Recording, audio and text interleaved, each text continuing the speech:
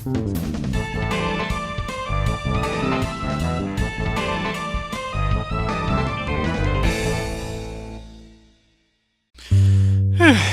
video has been a long time coming.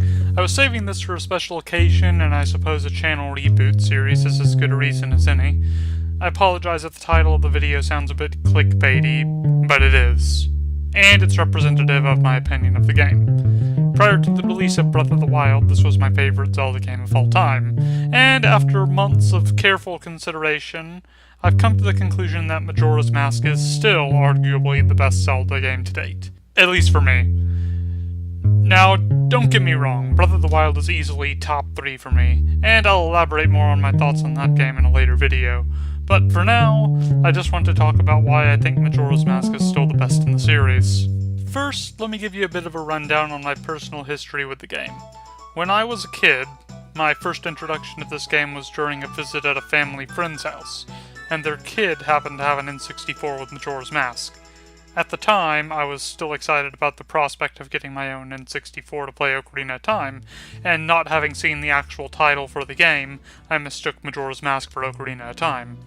When I finally got Ocarina, I spent a fair amount of time trying to complete the quest for the Happy Mask Salesman with the hope of obtaining transformation masks that I had seen. Needless to say, I was a touch confused and disappointed. I at one point attempted to purchase Majora's Mask, but I was informed by my local game store owner that the game would require the N64 expansion cartridge, which, for those of you unaware, was an attachment for the console that increased the N64's RAM from 4 megabytes to 8 megabytes. Megabytes. It's been 20 years. My, have computers changed. Anyway, as a result of this conundrum, I didn't actually end up getting to play Majora's Mask for the first time until 2008, when I managed to have a used copy of the Zelda Collector's Edition on GameCube. When I finally started it, I was intimidated. I was not prepared for the 3-day timer at all. I did play the game to the end, but not without cheating. I honestly don't remember much of that run. I never actually completed the dungeons at the time. I mostly just goofed around with the transformation masks, which were the main appeal of the game for me. It wouldn't be till 2011, which incidentally is also the first time I played through Super Metroid, that I would play through Majora's Mask as well. And it was at this point where it became solidified as my favorite Zelda game. Needless to say, I was completely on board with groups like Operation Moonfall when they were trying to show Nintendo that there was a demand for a Majora's Mask remake in the same vein as Ocarina of Time 3D. Whether it was a result of the group or not, I do not know, but we eventually did see a Majora's Mask 3D come in February of 2015. A launch that still fills me with anguish, as it was the first time I became completely infuriated with Nintendo for their supply and demand issues, as I had a Majora's Mask new 3DS XL pre-ordered for a week before being notified my order had been cancelled. I waited outside at least 3 stores before they opened on launch day in the hope that I'd be able to snag an extra should they have one, but that didn't happen. Hell, I even ended up being fairly disappointed in Majora's Mask 3D itself. As a huge fan of the N64 original, there was a lot of nonsensical changes that really dug under my skin and ruined my immersion in the world somewhat. As such, this video will only be talking about the N64 version. But before I move on to that, I'm sure you're all curious what exactly it was that I found so frustrating about Majora's Mask 3D. I mean, sure, it had quality of life improvements, such as the ability to save at any of the owl statues, and the ability to pick what hour of the day you wanted to fast forward to with the Song of Double Time. Heck, if it were just that, I'd probably deem 3D the definitive version of the game.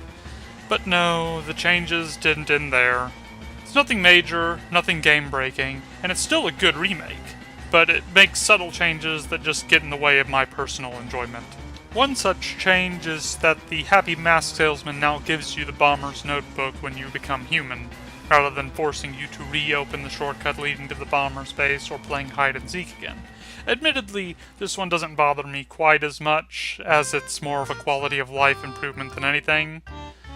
But another, and this is the issue that really got under my skin, is how they moved the Stone Mask Guard from Ikana Canyon to the Pirate Fortress. It's heavily implied that the Stone Mask Guard is in fact dead, so his presence in Ikana Canyon made sense.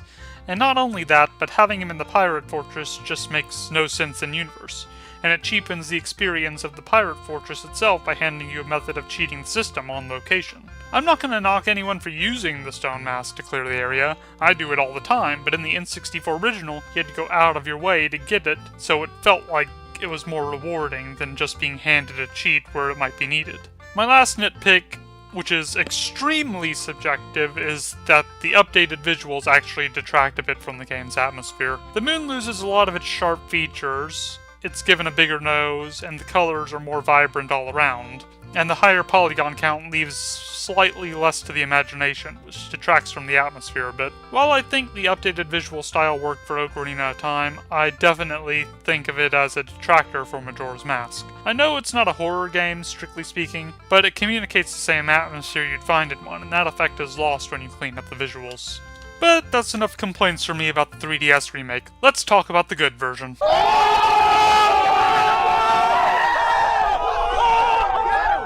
Where to begin? Where to begin? I suppose the best place to start would be the story. Following the events of Ocarina of Time, Link, having returned to the past after defeating Ganon, is traveling through the Lost Woods in search of his friend Navi. Not long after, he's intercepted by the mischievous Skull Kid, wearing the titular Majora's Mask, who promptly nicks his ocarina and horse.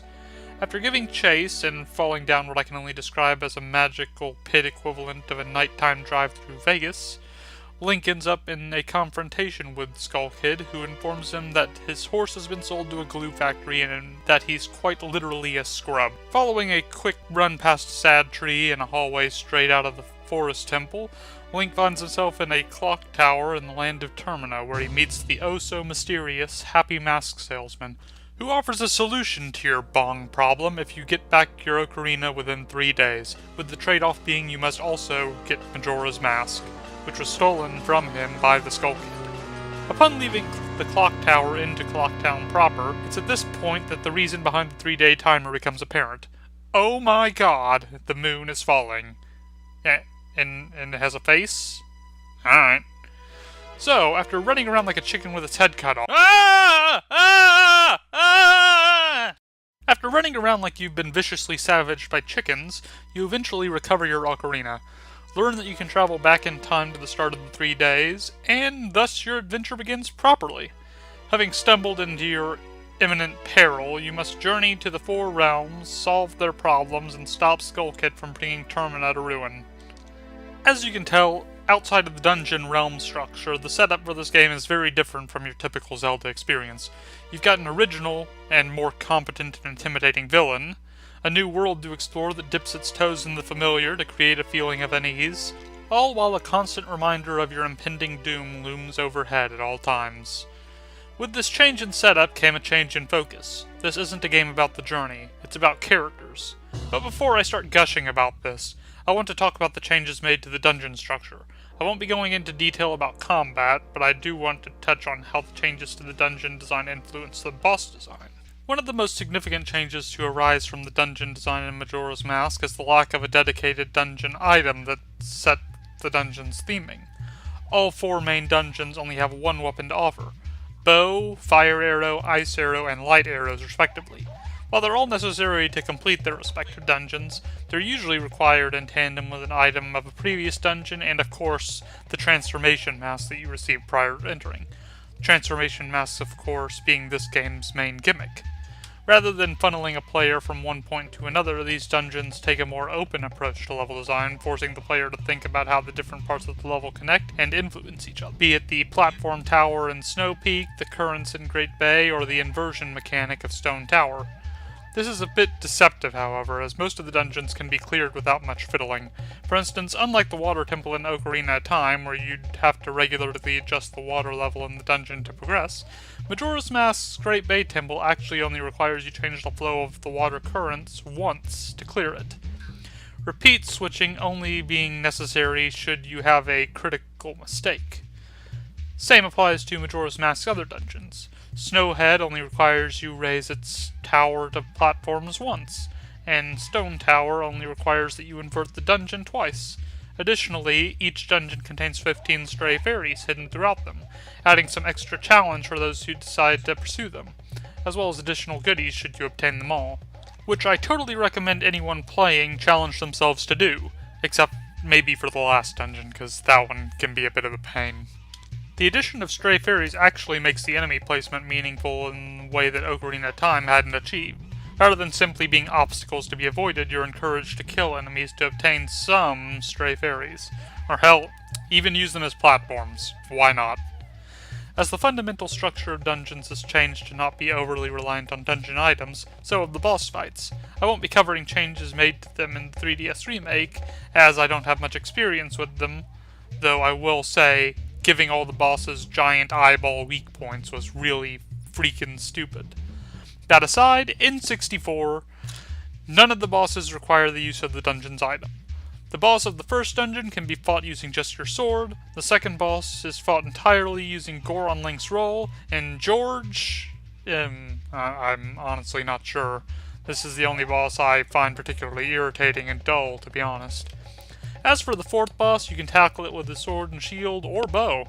While I don't think they're necessarily the best bosses in the series, they're a cut above Ocarina, and are noteworthy because of that.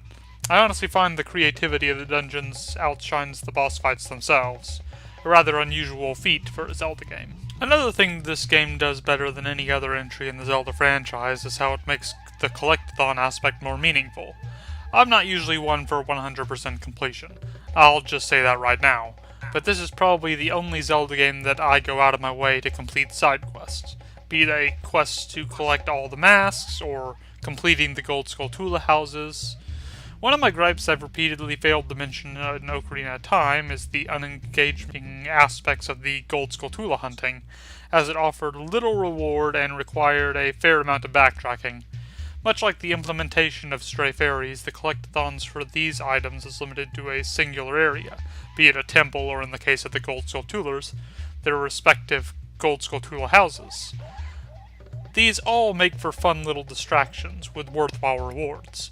I still can't be bothered to gather all the pieces of heart, but that's more to do with the imprecise aiming controls of the N64, rather than it being a problem with the minigames themselves. And this is one of the things the 3DS version actually fixes. And I know I touched on this earlier, but I feel I should elaborate further on it: the visuals. As you'll recall, I mentioned the higher polygon count and smoothed out design as one of my complaints for the visuals in the 3DS version. And you might be wondering, why? Isn't higher visual fidelity better? And yes, to a certain extent I agree, but Majora's Mask isn't your average game, let alone your average Zelda game. This game is surreal and dark. It's a game about the futility of your actions in the grand scheme of things, and the effect of this game's atmosphere is somewhat lost when you remove the ambiguity of the visuals. The moon was a particularly egregious example. I'm no expert on character design, but I can tell you this: round objects are not intimidating. It's the rigid, sharp look of the original moon that accentuated its murderous intent. For me, the moon's redesign was easily the biggest detracting feature from the initial reveal of Majora's Mask 3D. This, of course, being entirely subjective. So, if you prefer the visual style of the 3DS version, more power to you. Now to dive into the meat of things, the elephant in the room, the 3-day timer, and the characters. The 3-day timer is the reason I can't easily recommend this game to people that haven't played a 3D Zelda game before. If you don't have good knowledge of the basics, this can make an already challenging game more daunting. Mechanically speaking, the 3-day timer means that, without modification, you have about an hour to progress before you have to go back to the beginning of the 3-day cycle. Should you play the Song of Time backwards, you can effectively slow down time to 1/3 of its normal speed, i.e. the song you use to time travel if the name didn't clue you in. Of course, this will undo player progress, but with the caveat that you'll be able to keep any non-consumable items. So ammo? Gone. Got a fairy in a bottle? Gone. Though, you keep the bottle. Money? Gone. Understandably, this can be quite frustrating for some people, but there are systems in place that can help alleviate this. For whatever reason, money put in the bank will still remain in the bank even if you travel back to the beginning of the cycle. There are 2 100 rupee chests readily available in Clock Town that can be quickly retrieved from the East Clock Town and the Bomber Gang's secret tunnel. Most ammo is cheap, so it's usually very easy to quickly regain the ammo you lost from time travel with said money, with the added bonus of giving a Zelda game a shop where buying consumables isn't a waste of time and money. I personally think the 3-day timer is a great mechanic, as it allows the story to put pressure on the player in a tangible way. The moon will always hit at the end of the cycle, and you'll always have to go back. The main villain isn't just going to wait around for you at the top of a castle for hours on end while you go around collecting all the pieces of heart or whatever. However, this is a system that could only work once in the series. Had they used it in later installments, the novelty would have surely worn off, and would no doubt end up with more convoluted excuses for having such a system in place. That said, at this point you may be wondering what any of this has to do with characters. And to put it simply, the 3-day timer allows the game developers to program the NPCs to operate on a set schedule with varying actions and dialogues at certain times of the day. While giving NPCs a semblance of reality with routines is nothing unusual, in this game each day is different, and thanks to the 3-day limit, they're given plenty of time to be fleshed out. It creates a game world that feels like it could exist even without your intervention. Your actions only serve to change the course of events through the limited omnipotence you gain through viewing the routines over and over. Characterization in this game isn't limited to dialogue either. This game adheres to the golden rule of storytelling in a visual medium: show, don't tell. I'd like to avoid spoiling too much of the game's characters, so I'll be limiting it to just this one example, which I feel best encapsulates the show, don't tell rule. This, of course, being Palmela and Palmela's father. Ikana Canyon is no stranger to the supernatural. Many people who speak of it warn you against visiting beyond the river where the spirits reside. Should you go over there, you'll no doubt come across a ruined kingdom with a strangely out-of-place water-wheeled power music box-shaped house, with Gibdos, i.e. mummies, walking around it continually. Naturally, this piques your interest, the building and surrounding undead being an indicator that there might be somebody alive within the building. But it's locked. Of course it's locked. Who in their right mind would leave their front door open to the undead? Sometime later you'll find a way to power the water wheel, and upon its activation it plays the worst song known to the undead. And possibly mankind. Look at me and tell me the truth. What do you do when people don't know what we go through? The song drives away the Gibdo, and the door to the house opens, with a young girl emerging from the shelter. If you approach, she retreats back indoors, so you have to sneak past her to see what's within. Nothing seems strange at first. The house seems normal, but upon going downstairs you find a man dressed as a Gibdo who approaches you as if he's planning to attack. Should you attack, you'll be intercepted by the young girl Palmela, but if you use the Song of Healing, you save the man from his troubled state, and it's revealed that it's Palmela's father. After this event, you learn, understandably, that Palmela is afraid of Gibdos, and that she doesn't like her father's work. But from the events that transpired before, it's clear that her love of her father supersedes her fear, and that she'll protect him from harm, even if he's turned into the very monster she fears. It's a relatively minor story, but the build-up and payoff strengthens what could have otherwise been throwaway characters in any other Zelda game. While there are plenty more examples of this game's merits at storytelling and character development, I'll leave it at that so you can experience the game's worlds and characters for yourself. Also, while I'll definitely be going into greater detail about this fight in a later video, spoilers ahead, I just gotta say, the final boss fight against Majora is easily the best in the series. It tests your entire arsenal, and it can be as easy or as difficult as you want it to be. You can fight it with traditional Kidling style, use a mix of combat stylings across all forms, or should you have obtained all of the masks, you can absolutely destroy Majora with the Fierce Deity mask. Hell, if you refight the boss, then you get completely different dialogue in the run-up to it. I love little touches like that. Even better that it's in keeping with the time travel. Again, this isn't an easy recommendation for newcomers to the series, but should you get a feel for the series, I hope you'll find as much enjoyment in this game as I did. While I'm sure there's a lot I didn't have time to mention, this game is just a gem, and I hope this video did a good job communicating why I love it so much. Thanks for taking the time to watch this. I hope you enjoyed it. If you did, make sure to like and subscribe, and you'll be notified when I make more videos like this in the future. I've still got more Zelda videos on the horizon, so stay tuned. If you really love my content and would like to help me produce videos more often, consider donating to my Patreon. Any support is appreciated. YouTube certainly ain't helping creators these days. And with that, have a great night.